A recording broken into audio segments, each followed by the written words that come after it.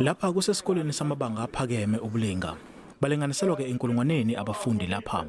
Lesikole singezinye ezingama50 kulesifunda sasokhahlamba esihlonzwe ukuthi zihlinzekwe ngalobuchwepheshe besimanje.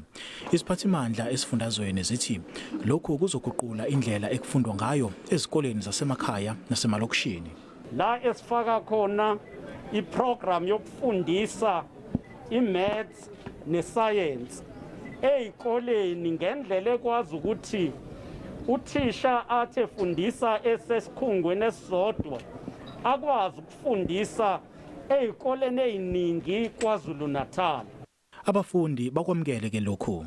Khona ama-video lessons like asiza thina singabantwana ukuthi kanjena if ungakhona mhlambe encwadini abo understandanga kahle yakhona ukuya lapha uthole ulwazi olunzulu. Kusenjalo isiphathimandla zomnyango wezemfundo esifundazweni zithi konke sekumi ngomumo mayelana ke nokwamukela isibalo sabafundi esengeziwe. Silandela imigomo ebekwe umnyango wezempilo asisasivali sonke isikole every time kune case ebikiwe.